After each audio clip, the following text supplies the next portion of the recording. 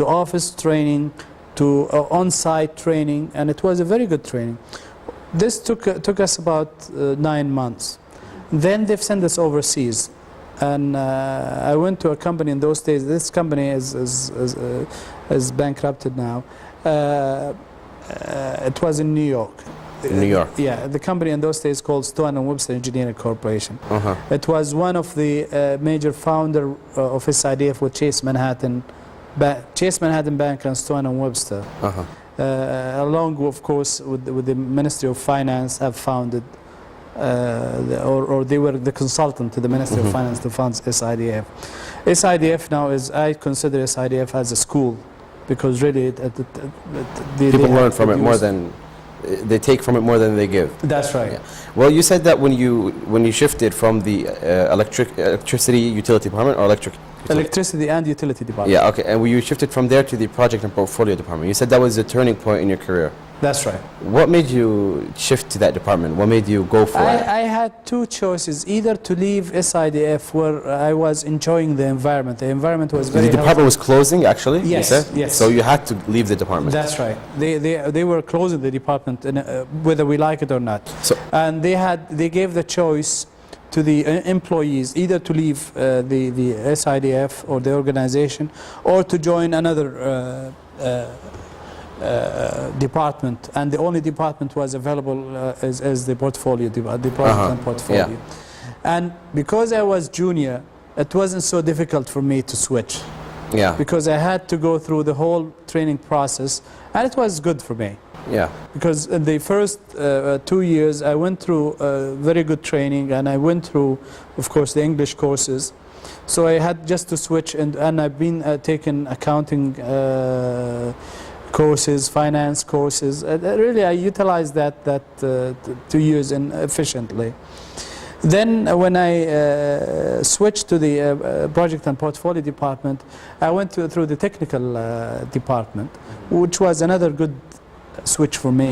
So when you switched to the project and portfolio department, you completely, I mean, you stopped working the electrical engineering work. You would never. No, I didn't.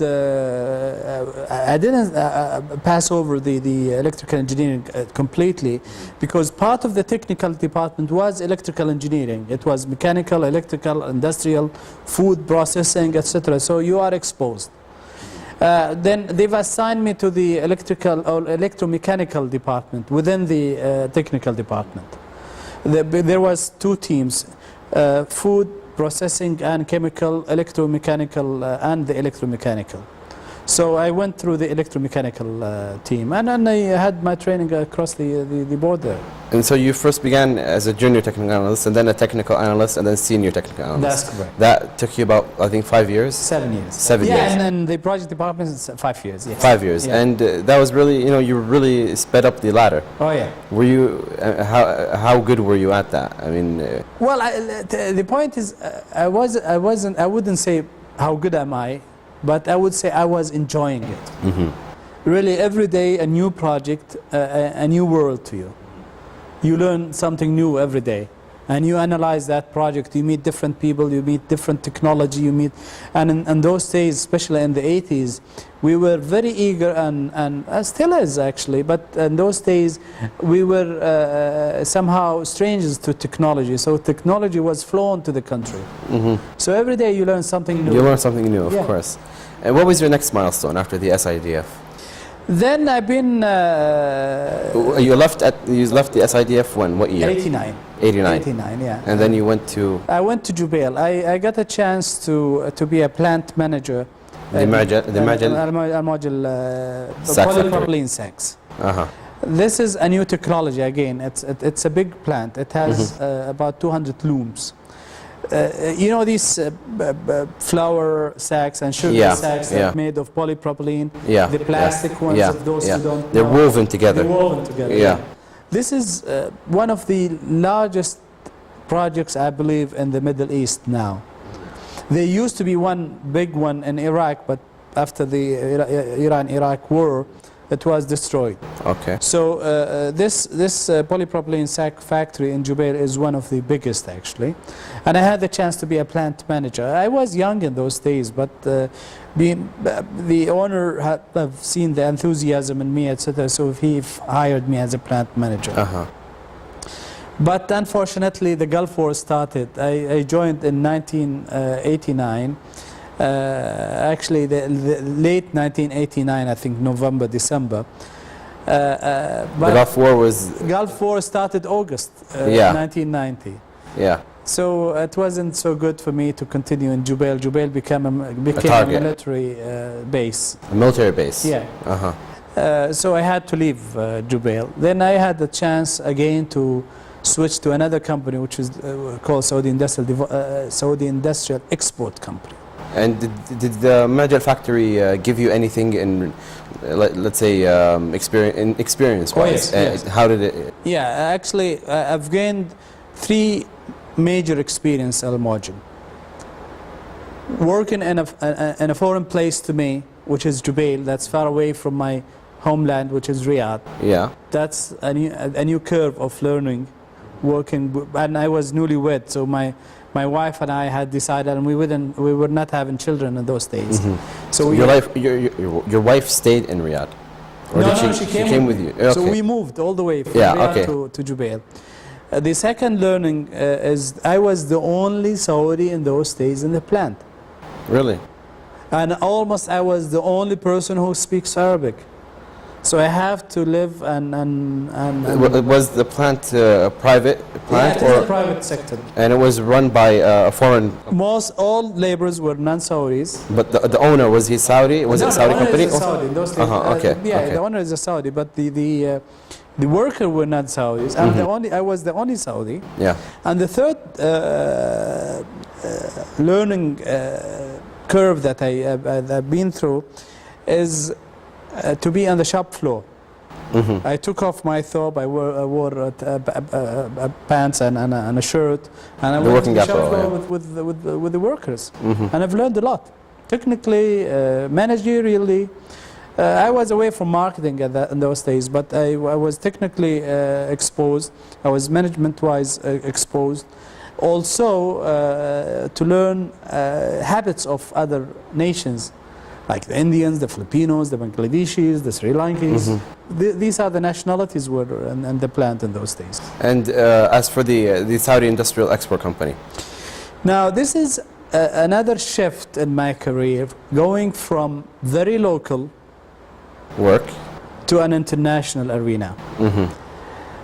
Being in SIDF, you are in between local and international, because you receive, my management and SIDF were mostly Europeans, and every year you go into a field trip outside the country, etc. So somehow you are exposed to the international level, but you are dealing very technical or very specialized field, other than your training programs.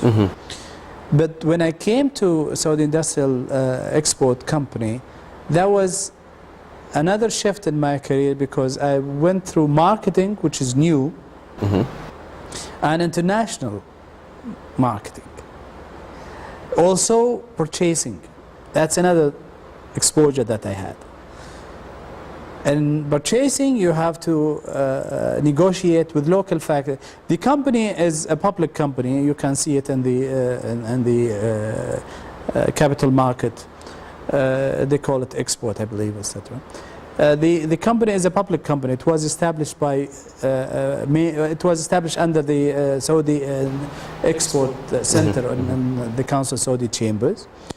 And the idea of the company is to export Saudi products. So the idea by itself is unique. And what was your position in the... I was what's so-called export specialist. Export specialist. Yeah.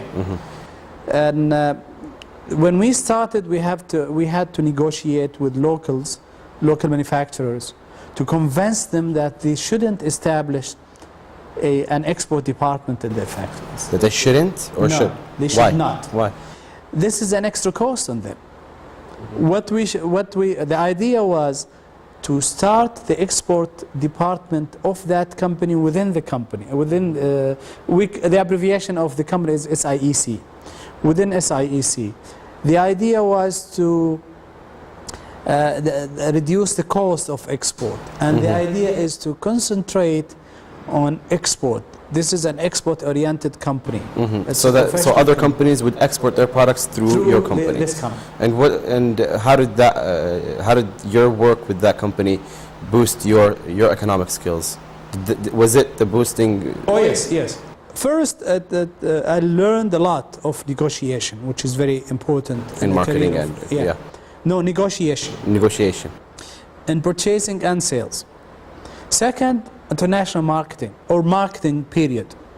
Marketing means that you have to look in depth into how it's not sales, it's marketing. You go to a certain market and you have to understand the market, you have to understand the customer, you have to understand the environment to sell your product. Third, the international marketing, so you have to understand politics, you have to understand maybe geography, you have to understand history to sell to that market. All this together gave me the international exposure. So in 7 years, then I grew up in the company from an export specialist until I became the vice president of the company. The vice president? Yeah, and for a year and a half I was actually the acting president of the company. And when was this? What year? This was from 1991 until 1997. Till 1997. Inclusive. And so at that is 7 years. And I think from 1997 you began to run a carpet company. That's right. Carpet manufacturing. Yeah, then I decided to leave this company in Jeddah. Now again, I'm moving, if you notice, east and west. Yeah. Now from the extreme east back to Riyadh, now to the west. I've been hired by this company in Jeddah. This company is another unique company producing carpet backing. Carpet backing, see the advantage, the sequence of the advantage. And if you remember in Jubail, we used to produce woven bags. Yeah. Out of polypropylene. Yeah. This company in Jeddah is producing woven carpet backing. Yeah. And that is again if you notice, if you look at your carpet, there are two levels, primary and secondary. The primary is where the needles come in and makes the carpet, and the secondary is the support of that primary. So this company is one of its kind. There are two companies, one in Riyadh and one in Jeddah. And in those days also we've expanded to a level we became the largest in the region. When I joined that company, I remember the first day I joined, their export was 5%.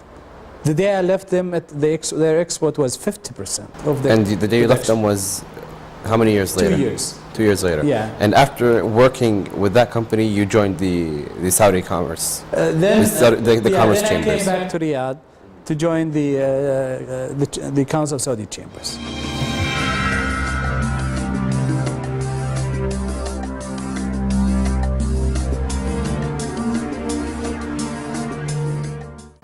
So, Rayan, how old are you now? I'm 16. And what grade are you?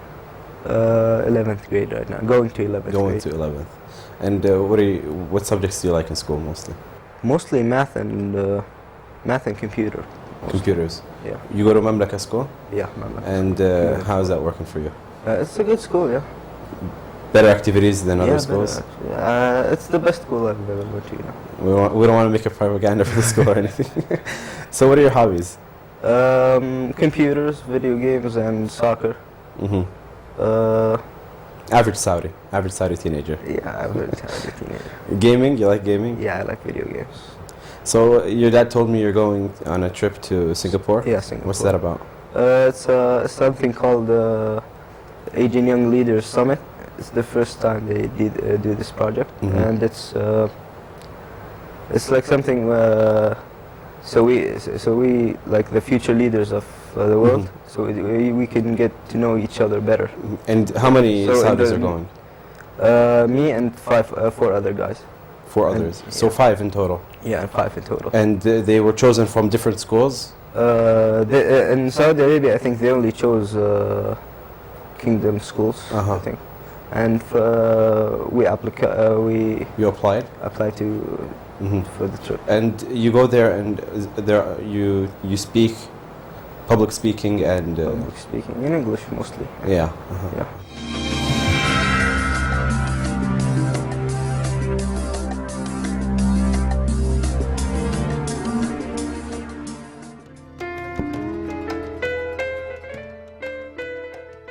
Omar Bahlawa is currently working in the Saudi Chamber's Council of Commerce and Industry. He began there in 2000 and was the Assistant Secretary General for Foreign Affairs.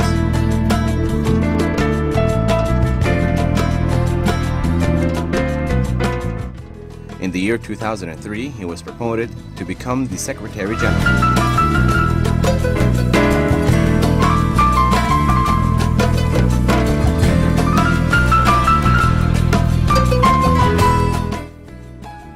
As Secretary General, he has made many achievements like organizing conferences and forums in and out of Saudi Arabia.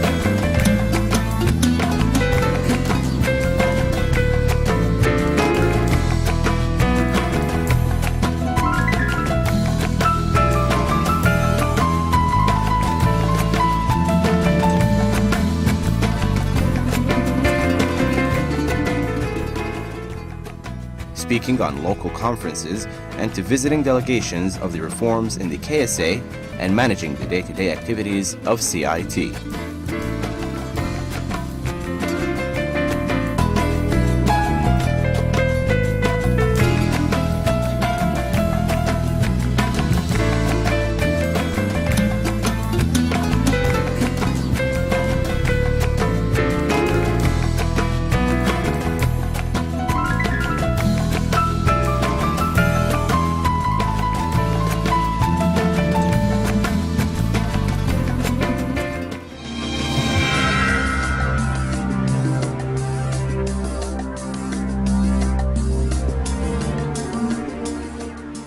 Mr. Omar, your job title is the Secretary General for the Committee of International Trade. Many people aren't familiar with this term. Could you clarify this term? Yeah, this committee is not a young committee. It's an old one, relatively to the Saudi society. It was established in 1983. This committee is concerned of promoting Saudi Arabia internationally from the private sector perspective.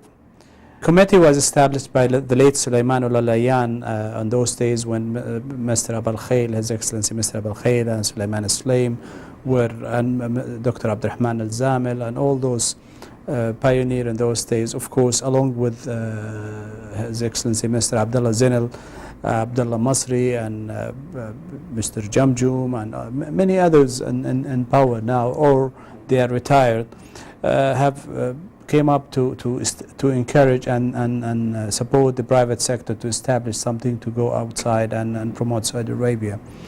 And it was an idea that precedes its time, because in those days Saudis were not into international exposure in a way. However, we were lucky to establish it at that time, and we've done lots of good jobs for Saudi Arabia from that time ever, up to date. However, after September 11, they used this committee in particular once again to as a vehicle to clean and clear the image of Saudi Arabia that has been smeared of the incidents of September 11. So we've been going into groups to have outreach programs, forums, conferences into the leading G8 in particular. So this committee is actually just like you represent the private sector in Saudi Arabia. That's correct. If anybody wants to invest in Saudi Arabia, they come to you. No, it's not like that. It's if you want to invest, you go to SAGA, Saudi Arabia General Investment Authority. This is the government side. If you want to have business, you go to the mother organization, which is the Council of Saudi Chambers. But this is a vehicle for the Saudis to go internationally to talk about Saudi Arabia, to enlighten people of Saudi Arabia, to give more information on Saudi Arabia. When we had opportunity to engage Saudi Arabia with the UK, when we had little misunderstanding, the committee was or CIT. The abbreviation of the committee is CIT. CIT took that role into introducing both government into each other. So we used what's so called nowadays the PPP, which is the public-private partnership. So you had this committee had a very leading role in the entrance of the kingdom to the World Trade Organization. That's correct. How did you fall upon this job? Did it come by coincidence, or were you striving for it? No. When before I took over this job, I was the Assistant Secretary General for the Council of Saudi Chambers on foreign affairs. And I was exposed to when we used to put delegations together to go outside on trade mission and investment missions. So I was the very close person to run this committee. So I was taking this job as a part-time job alongside with my main job in those days as Assistant Secretary General for the Council of Saudi Chambers. Then they've asked me if I can take over the committee and be the Secretary General of the committee, and I was honored to be that. Well, Mr. Umar, how do you see the Saudi economy these days as it's going through these new phases and new changes? We call it nowadays the second boom, but this boom is healthier and wiser. In what ways? Healthier because we have the infrastructure. The first boom that started in late 70s, we did not have infrastructure in those days. As well as we didn't, and wiser because in those days we did not have as educated people as we have today. Today education is very advanced. Educated people here are around us here, and